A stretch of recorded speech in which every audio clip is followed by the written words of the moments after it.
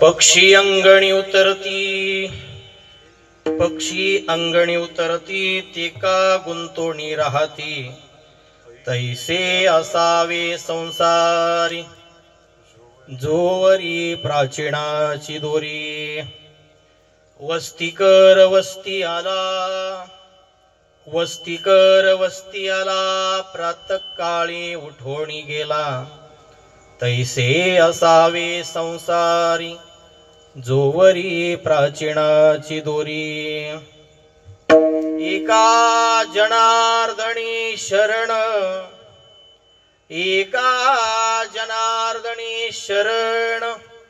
ऐसे असता भयकवण, तैसे असावे संसारी जोवरी प्राचीनाची दोरी.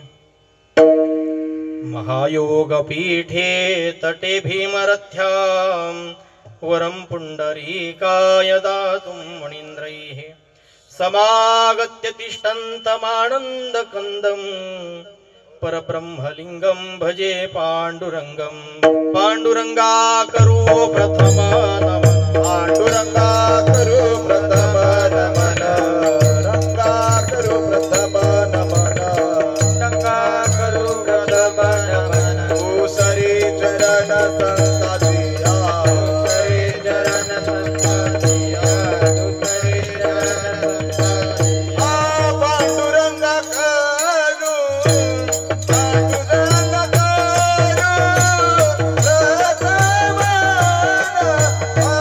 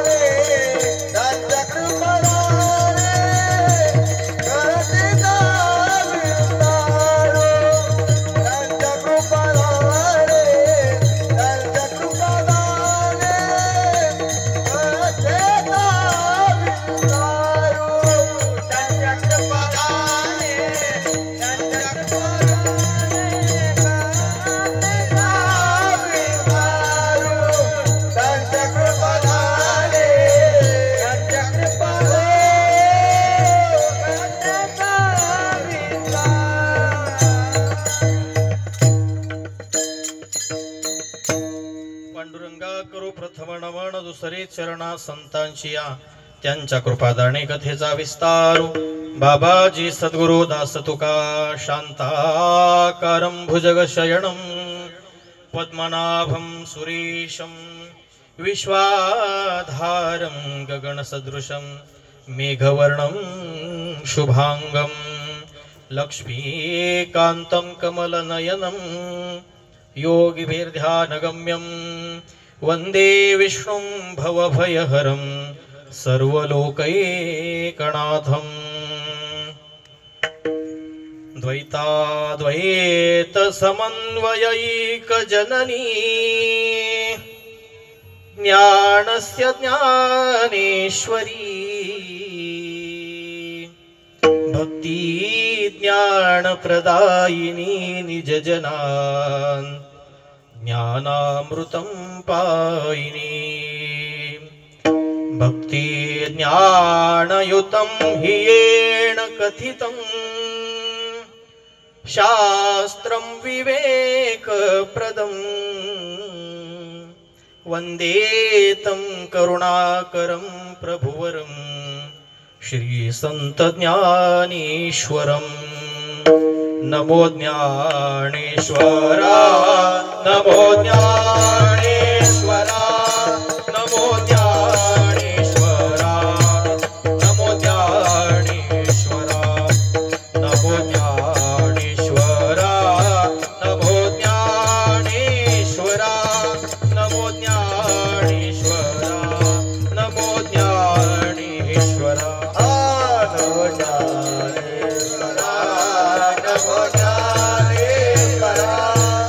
नमो ज्ञानेश्वरा नमो ज्ञानेश्वरा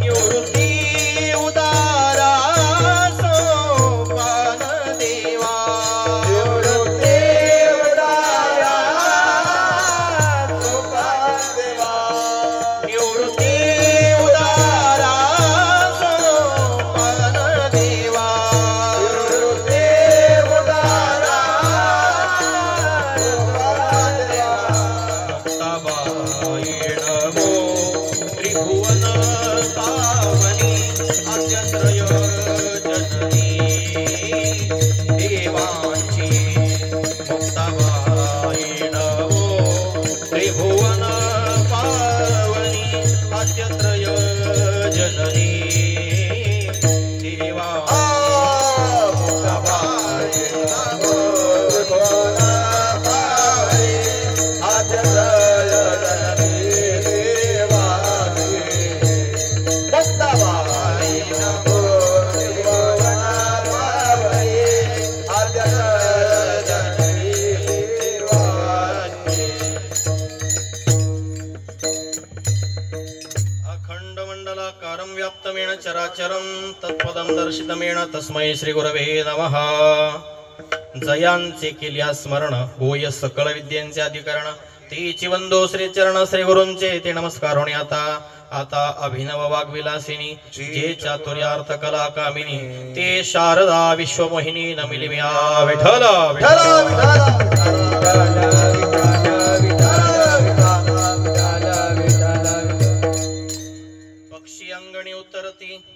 पक्षी अंगणी उतरते ते का गुंतोणी राहती तैसे असावे संसारी जोवरी प्राचीनाची दोरी सेवकर्ता निवडलेला अभंग पैठणचे सुप्रसिद्ध साधू शांती ब्रह्म एकनाथ महाराज यांचा 4 चरणाचा आणि या यच्च यावत जीवाला जो या संसारात आलेला आहे या यच्च यावत जीवाला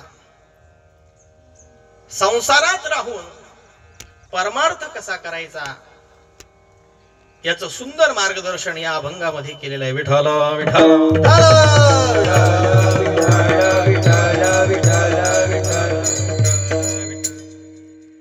अभंग सोपा आहे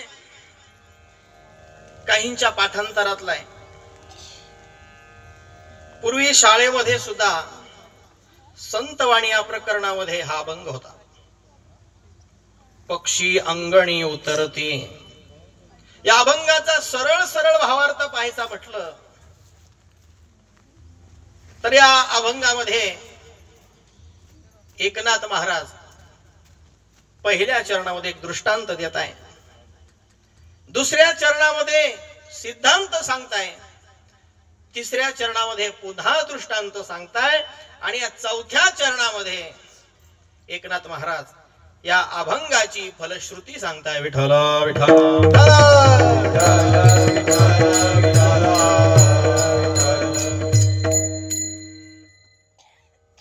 या मानवी जीवामध्ये जेवढे जेवढे संसाराला आले संसार म्हणजे बायका मुलं हा संसार नाही जन्म मृत्यूचा संसार याला संसार म्हटलेला आहे आणि बायका मुलं जर म्हटलं तर याला प्रपंच म्हटलेलं आहे हा संसार आहे जन्म मृत्यूचा संसार या संसारामध्ये परमार्थ कसा करायचा आणि प्रपंच कसा करायचा हे ज्याला जमलं पुन्हा ऐका बरं का या संसारात या जन्माला आल्यानंतर संसार कसा करायचा आणि संसारात राहून परमार्थ कसा करायचा हे ज्याला जमलं ना हे ज्याला जमलं तोच या जन्म मृत्यूच्या संसारातून बाहेर पडू शकतो. पण संसार आणि प्रपंच किंवा संसार आणि परमार्थ ह्या दोन्ही परस्पर विरोधी बाजू आहे. एक तर संसार तरी होईल, नाहीतर परमार्थ तरी होईल. तुम्हाला समजते ना माझी भाषा? पुढे येऊन बसा, बाकीची सगळे पुढे सरका, मागून आलेल्यांना जागा असू द्या. पुढे या, पुढे सरका, सरका पुढं. आणि खुर्चीवर ज्याला बसता येतं ना,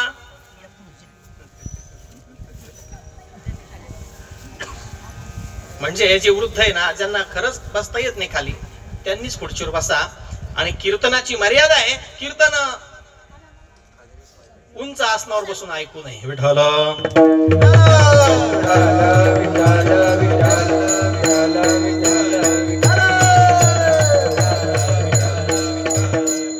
कीर्तनाची मर्यादा आहे. कीर्तन नेहमी खाली बसूनच ऐकावं, नाहीतर दोष लागतो. आपल्यापेक्षा उंच आसन नसावं, त्या व्यासगादीपेक्षा उंच आसन नसावं. ज्यांना खरोखर कमराचा त्रास आहे, बसायला प्रॉब्लेम आहे, अशा लोकांनी वर बसलं तर अपवाद आहे. म्हणजे एखाद्या नियमाला अपवाद असतो, आपण अपवादालाच नियम म्हणतो. विठ्ठल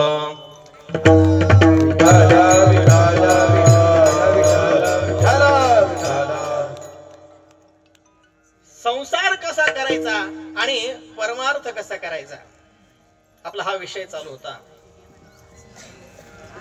एका वेळेस दोन्ही जमल का हो? एकतर संसार तरी होईल, नाहीतर परमार्थ तरी होईल. एका वेळेस दोन्ही बनणार नाही. तुम्ही म्हणाल मग घरदार सोडून द्यायचं का? एकच काहीतरी करायचंय. एका वेळेस दोन्ही शक्य नाही. कसं? एकदा काय झालं, संत कबीर एका झाडाखाली बसलेले होते. ऐका बरं का, संत कबीर एकदा झाडाखाली बसले आणि त्या झाडावर एक चिमणी बसली होती आणि त्या चिमणीची घालमेल सुरू होती. काहीतरी ती अडचणीत होती ती चिमणी, आणि त्या चिमणीनं भरारी मारली आणि तिला जाता जाता एक तांदळाचा दाणा दिसला. ऐका बरं का, तिला वाटलं अरे वा, आज आपला पोटाचा प्रश्न मिटला, आपल्याला तांदूळ मिळाला, म्हणजे आता आपल्याला भात करता येईल. तिने काय केलं, चोचीमध्ये तो तांदळाचा दाणा टिपला आणि उडायला लागली. पुन्हा उडायला लागली तर तिला एक डाळीचा दाणा दिसला. ती म्हटली अरे वा, आज तर भाग्य खुललं, आज वरणही होईल आणि भातही होईल. म्हटले आता डाळ पण आपण उचलू. ती पुन्हा खाली उतरली, डाळ घ्यायला गेली तर काय व्हायचं, तांदळाचा दाणा खाली पडायचा. तांदूळ घ्यायला गेली तर डाळ घेता येत नसायची. आणि ती गोंधळलेली चिमणी इकडं तिकडं पाहू लागली, कोणी आपल्याला मदत करतं का? आणि कबीरजी त्या चिमणीकडे पाहून हसू लागले. आणि कबीरजी तिला दोह्यातून म्हणताय, चिडिया चावल ले चली बीच में मिली दाल. कबीरजी काय बोलताय, चिड़िया चावल ले चली बीच में मिली दाल. ए चिड़िया, दोनों एक साथ ना बने. काय म्हणताय, दोनों एक साथ ना बने, एक ले एक दाल. विठोबा विठ्ठल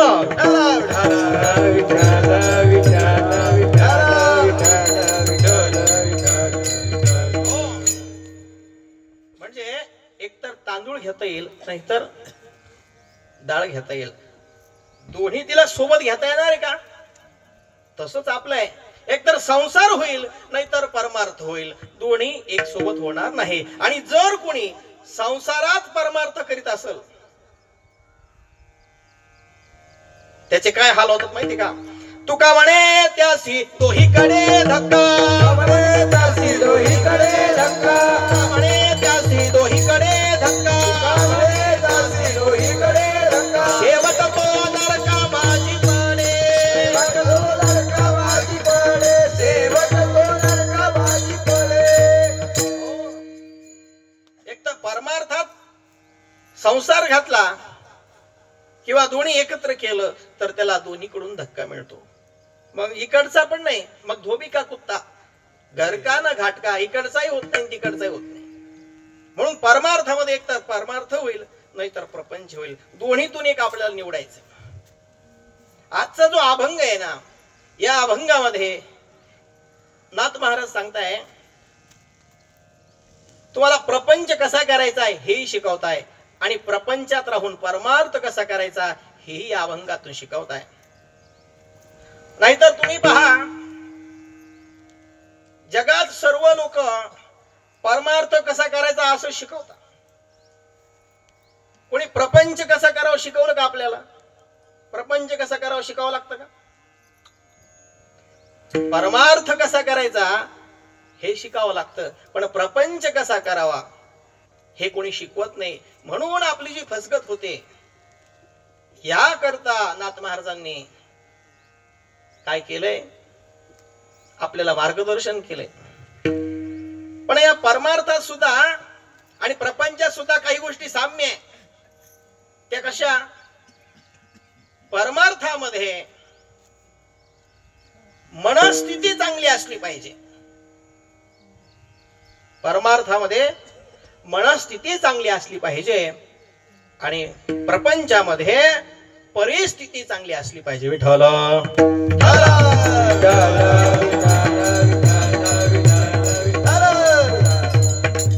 काय बोलतो मी? परमार्थामध्ये मनस्थिती चांगली असली पाहिजे आणि प्रपंचामध्ये परिस्थिती चांगली असली पाहिजे, तरच प्रपंच होणार आहे. विचार करा, जर तुमची परिस्थिती चांगली नाही, तुम्ही प्रपंच करू शकाल का? चांगल्या प्रपंचासाठी काय पाहिजे? बोलत चला. प्रपंच चांगला चालण्यासाठी काय पाहिजे? घरात पैसे हवे की नाही? म्हणजे परिस्थिती चांगली असली पाहिजे. जर परिस्थिती चांगली नसली तर प्रपंच होणार आहे का? पण या परमार्थामध्ये परिस्थिती चांगली असून जमत नाही. तुमची मनस्थिती चांगली असली पाहिजे, त्यावेळेस आपला परमार्थ होणार आहे. एक श्रीमंत मनुष्य होता. एक श्रीमंत मनुष्य आहे, 1.5-2 कोटीचा बंगला आहे त्याचा. किती कोटीचा होता? 2 कोटीचा. आपल्याला काय जातं म्हणायला, काय जातं? 2 कोटीचा बंगला होता आणि 50 लाखाची गाडी होती. का अजून वाढवायची? 50 लाखाची गाडी होती त्याची. आणि मोठा व्यापारी दुपारच्या वेळेला जेवणाकरता घरी आला. 50 लाखाची गाडी त्यानं आपल्या बंगल्या समोर लावली. 1.5-2 कोटीचा बंगला आहे. त्याच्या नोकरानं दरवाजा उघडला, आतमध्ये त्या घरामध्ये त्यानं प्रवेश केला. बूट वगैरे काढले, जेवायला बसायचंय त्याला. सुंदर असा डायनिंग टेबल आहे. जेवायला चांदीची ताट आहे. कसले ताट आहे? आणि त्याच्या पत्नीनं त्याला भात वाढला. तो काय आपल्यासारखा कुपनाचा 10 रुपये किलोचा होता का? 200 रुपये किलोचा होता. भात कशा कुठल्या तांदूळाचा होता? 200 रुपये किलोचा तांदूळ आणि त्याचा भात होता. आणि यानं सुरुवात केलं. धार्मिक होता. वदनी कवळ घेता पाणी फिरवलं आणि वरण भात खाताना पहिल्याच घासाला खडा लागला. काय लागला? मग त्याला आनंद झाला असेल का दुःख झाला असेल? पहिल्याच घासाला खडा लागला आणि त्यानं आपल्या बायकोकडे पाहिलं, ती थरथर कापायला लागली. मग त्यानं काय केलं असेल? तुम्ही काय करता खडा लागल्यावर? त्यानं तिच्या 42 कुळाचा उद्धार चालू केला. तुला समजत नाही का? तुझे खडे खाण्यासाठी आम्ही काम करतो का? नाही नाही ते बोलला. तुझ्या बापाने हे शिकवलं का? आईने काही संस्कार लावले नाही का? खूप त्याच्या पत्नीला इतका बोलला, जे नाही ते बोलला. तिच्या पूर्ण 42 कुळाचा उद्धार केला. ती म्हणजे अहो मी दुसरं ताट करते, फेक तिकडे म्हटले. रागा वैतागानं खोलीत गेला, दरवाजा लावून घेतला धाडकन. 2 तास झोपून घेतलं. डोक्यामध्ये राग होता त्याचा. आणि समोरून दिंडी चाललेली आहे. ज्ञानोबा तुकाराम. कानावर आवाज ज्ञानोबा तुकाराम, तुकाराम. अशी सुंदर दिंडी चालली. त्यानं खिडकीतून पाहिलं, अरे दिंडी चाललेली. या घरादाराला कंटाळून आता मी काय करतो, हे खडे खाण्यापेक्षा रोजचेच भांडण झाले म्हटले. रोज काही ना काही, कधी केसच निघल, कधी खडेच निघल. म्हटलं आता आपल्याला दिंडीत जायचं. त्यानं मागचा पुढचा विचार नाही केला आणि दिंडीत सामील झाला आणि भजन करू लागला. ज्ञानोबा तुकाराम, ज्ञानोबा तुकाराम, ज्ञानोबा तुकाराम, ज्ञानोबा तुकाराम. दिंडीला मार्गस्थ झाला. संध्याकाळची वेळ आली. मस्त हरिपाठ झाला, कीर्तन झालं. आता ऐका बर का. आणि पंक्ती बसल्या. पंक्तीत सुद्धा चांदीचे ताटा आले. पण फरक होता, हे चांदीचे ताटा असे वाकायचे. म्हणजे काय असेल बरं, पत्रवाळी. आणि रस्त्याच्या कडाला बसली. इथं काय 1.5 कोटीचा बंगला नव्हता. तोच मनुष्य सकाळी जो उपाशी होता आणि रस्त्याच्या कड्याला बसला. आणि परिणाम काय झाला, रस्त्याच्या कड्याला वाहतूक चालू होती, जोराची ट्रक गेली आणि सारा फोपाटा उडाला ताटामध्ये. सकाळी तर 1 खडा होता, आता किती खडे उडाले असतील, कितीतरी खडे उडाले ताटामध्ये. आता तक्रार कोणाला करायची. तसंच माऊली माऊली करता करता त्यानं ते गटागटा भुकेच्या तडाख्यात खाऊन टाकलं. कोणाला तक्रार केली नाही. का बरं असं झालं. सकाळी 1 खडा निघला म्हणून बायकोला शिव्या घातल्या, पण आता 20-25 खडे होते, मुकाट्यानं खाऊन घेतले. का बरं असं झालं. तक्रार केली, आता शिव्या कोणाला देणार. काय कारण असेल याचं, बोला. कारण इथं त्याची मनस्थिती चांगली होती. विठ्ठला विठ्ठला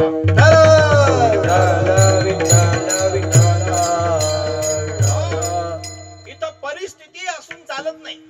घरी परिस्थिती चांगली होती पण मनस्थिती खराब झाली. इथं परिस्थिती चांगली नाही पण मनस्थिती चांगली आहे, म्हणून त्यानं न शिव्या देता काय केलंय, तो भात खाऊन टाकला. म्हणून परमार्थामध्ये मनस्थिती गरजेची आहे. आता तुम्ही या ठिकाणी बसला, पण काही जण घरी जाऊन आले असतील, घराचा दरवाजा बंद करून आले असतील, कोणी कुलूप लावून आला असेल इथं बसून सुद्धा. कारण तुमचं चित्त कुठे आहे, घरी आहे. काहींचं चित्त जेवणाकडे. किती वेळ लागतोय. पण या ठिकाणी मनस्थिती चांगली असली पाहिजे, तरच तो प्रपंच, तो परमार्थ होणार आहे. नाहीतर काही खरं नाही. या संसारामध्ये 4 वर्ग आहे बर का. 4 वर्ग म्हणजे पहिली दुसरीची नाही, वर्ग आहे. काही वर्ग आपण करूया. एक वर्ग आहे, पहिला वर्ग, तो फक्त संसार करतो. लक्षात ठेवायचं बर का. पहिला वर्ग काय आहे, संसार करतो. दुसरा वर्ग आहे तो परमार्थ करतो. तिसरा वर्ग आहे संसारही करतो परमार्थही करतो, पण प्रसंगी परमार्थाला जवळ करतो, संसाराला लात मारतो. आणि चौथा वर्ग आहे संसारही करतो परमार्थही करतो, प्रसंगी प्रपंचाला लात मारतो आणि परमार्थाला जवळ करतोय. विठ्ठला विठ्ठला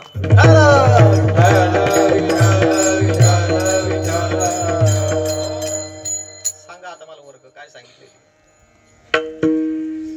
पहिला वर्ग आहे काय करतो, प्रपंच करतो. त्याला भगवंताचं काही घेणं देणं नाही, दान धर्म नाही, काही नाही, फक्त प्रपंच. त्याच्या दृष्टीने भगवंत नाही. तो नास्तिक मनुष्य फक्त काय करतो, फक्त प्रपंच करतो. संध्याकाळी ड्युटीहून घरी यायचं, झोपायचं, जेवायचं, बायका मुलात रमायचं, पुन्हा ड्युटीला जायचं. त्याच्या आयुष्याचं रोजचं रुटीन हे. कुठं भजनाला नाही म्हणजे देवाला नाव ठेवील. थोडक्यात तो कोण, नास्तिक आहे. फक्त काय करतो, प्रपंच करतो.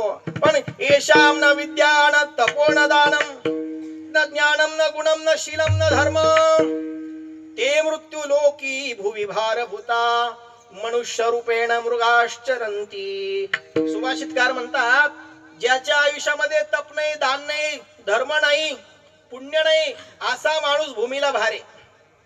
असा माणूस काय आहे. मग विचार करा, आपण ह्याच्यात बसतो का, कधी भजनाला नाही, कधी कुठं नाही, आपण भूमीला भार आहे.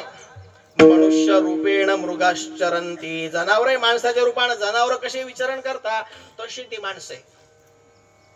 अशी काही लोक आहे. दुसरा वर्ग आहे फक्त परमार्थ करतो, फक्त परमार्थ करतो, प्रपंचही करत नाही. त्या वर्गाला म्हणायचं जीवनमुक्त. जे जीवनमुक्त आहे, अहो त्यांना भूकही लागत नाही, तहानही लागत नाही, अशी काही व्यक्ती आहे, त्याला जीवनमुक्त म्हणायचं. तुम्हाला जीवनमुक्त साधूचं उदाहरण सांगतो. जर तुम्ही पंढरपूरला जात असताना मांदळी नावाचं गाव लागतं. गेलात का कोणी मांदळीला? मांदळीला आत्मारामगिरी बाबा आहे, पाहिले का कोणी याच्यातले?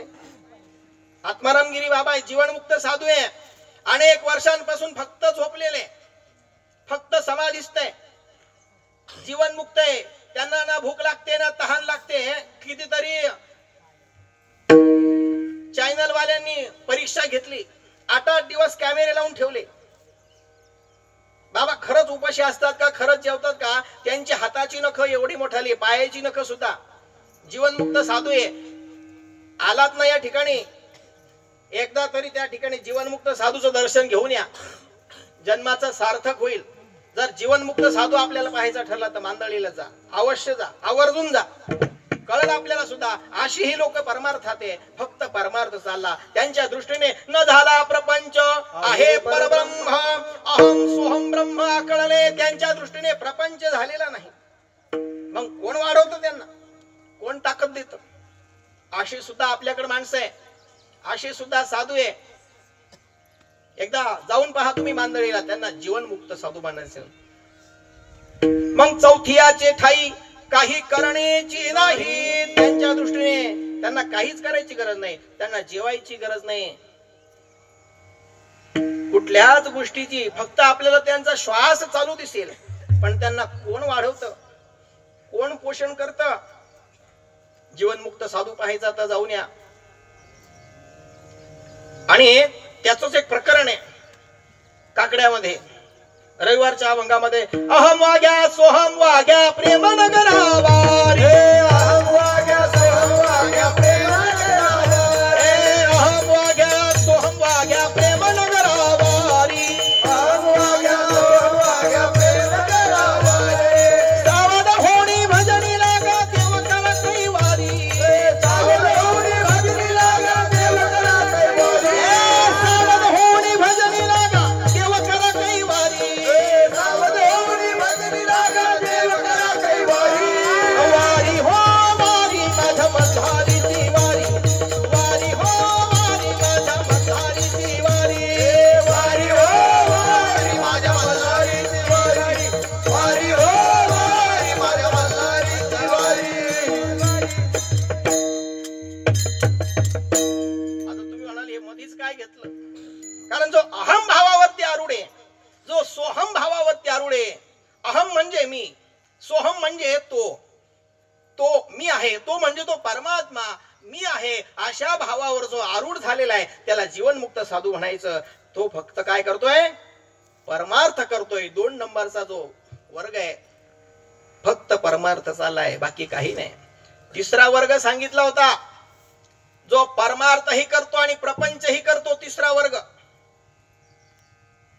पण प्रसंगी संसाराला प्रपंचाला जवळ करतो आणि परमार्थाला लात मारतो, हा तिसरा वर्ग आहे. हा तिसरा वर्ग दुसरा तिसरा कोणी नसून तुम्ही आम्ही आहे.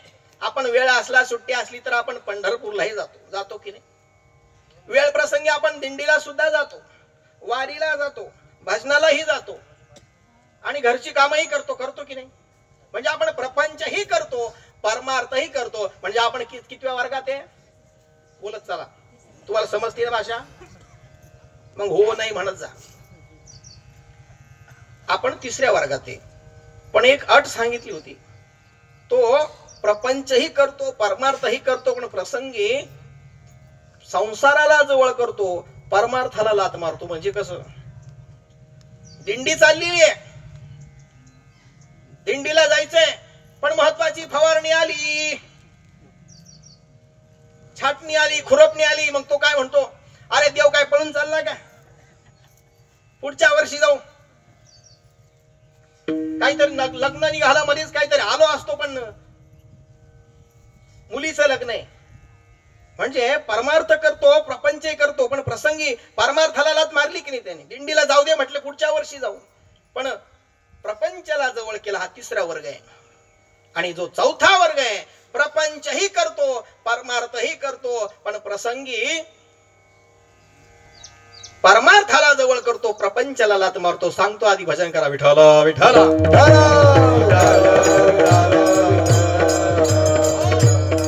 चौथा वर्ग आहे, प्रपंचही करतो, परमार्थही करतो, पण प्रसंगी परमार्थाला जवळ करतो आणि संसाराला लात मारतो. हा चौथा वर्ग आहे, साधू संतांचा वर्ग आहे. आपल्यासारखे त्यांना बायका मुलंही होती की नाही. तुकोबरायांना मुलं होते, त्यांचाही प्रपंच चालायचा. गोरा कुंभार संत गोरोबा काका, संसार चालला होता की नाही, व्यवसाय चाललाय. प्रपंचासाठी व्यवसाय गरजेचा आहे. काहीतरी पोटा पाण्यासाठी काहीतरी व्यवसाय करावा लागेल की नाही, संत जरी असले तरी. मग प्रपंच चाललाय, चिखल तुडवण्याचं काम चाललंय. पण या संसारातला मुलगा आला, छोटासा रांगत एक बाळ आलं, त्यांचं भजन चाललेलं देहावर नाही, आणि भजन चाललंय, पण मुलगा स्वतःचा रांगत रांगत आलाय. त्यांना त्याची शुद्ध नाही. पायाखाली मुलगा तुडवला नाही, देहशुद्धी मूल तुडविले. चिखली मिळाले रक्त मांस, पार एखाद्या कागदाचा लगदा करावा तसा मुलगा तुडवला स्वतःचा. रक्त आणि मांस मुलगा मरून गेला स्वतःचा पायाखाली. चिखल तुडत होते, पायाखाली मुलगा तुडला. का बरं असं झालं? संसारातला होता की नाही. हा चौथा वर्ग आहे, संसाराला बाजूला करतो, परमार्थ त्यांनी भजन सोडला नाही. मला हे सांगायचंय, म्हणजे प्रपंचही केला, परमार्थही केला, पण प्रसंगी परमार्थाला जवळ केलं आणि प्रपंचाला लात मारली. हा चौथा वर्ग संतांचा आहे. आपलं होईल का असं? आपलं होईल का? आपलं होणार नाही. पण हा चौथा वर्ग साधू संतांचा आहे. प्रपंचही करतो, परमार्थही करतो, पण प्रसंगी प्रपंचाला लात मारतो आणि परमार्थाला जवळ करतो. विठ्ठल विठ्ठल विठ्ठल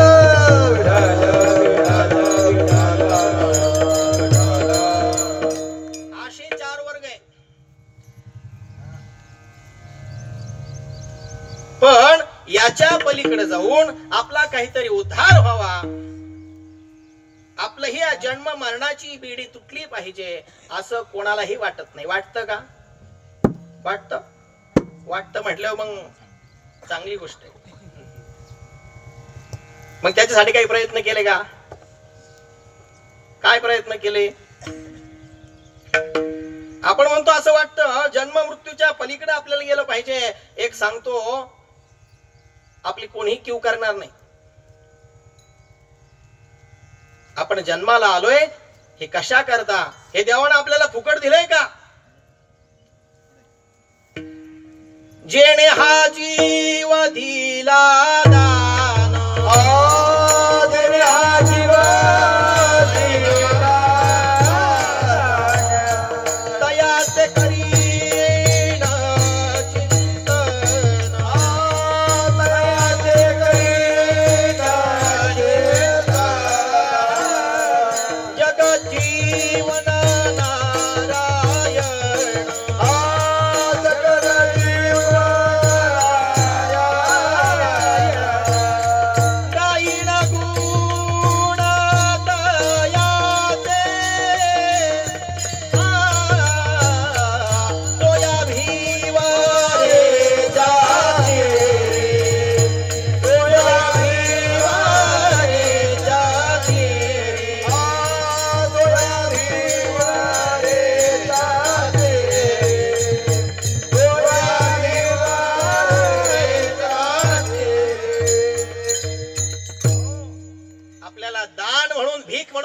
नारायण, दान म्हणून दिलेलं आहे. दान म्हणून आपल्याला असं फुकट जन्माला आलो नाही आपण. एक एक योनी कोटी कोटी फेरा, मग लागे वारा मनुष्य देहाचा. एक एक योनी कोटी कोटी फेरा. एकदा कुत्र्याच्या जन्माला गेलं तर कोटी वेळा कुत्र्याच्या जन्माला जायचं. एवढी तयारी ठेवा. आता गाढवाच्या जन्माला गेलं तर कोटी वेळा गाढवाच्या जन्माला जायचं. एक एक योनी कोटी कोटी फेरा, मग लागे वारा मनुष्य देहाचा. आणि मग मनुष्य देह आहे, पण तयाचा मातेरा केला मुढे. संत म्हणतात त्याची आपण माती केली. कशा करता भगवंताने हा देह दिलाय आपल्याला? कशा करता दिलाय बोला? आपल्याला हा देह दिलाय, हा लपाछपीचा खेळ आहे.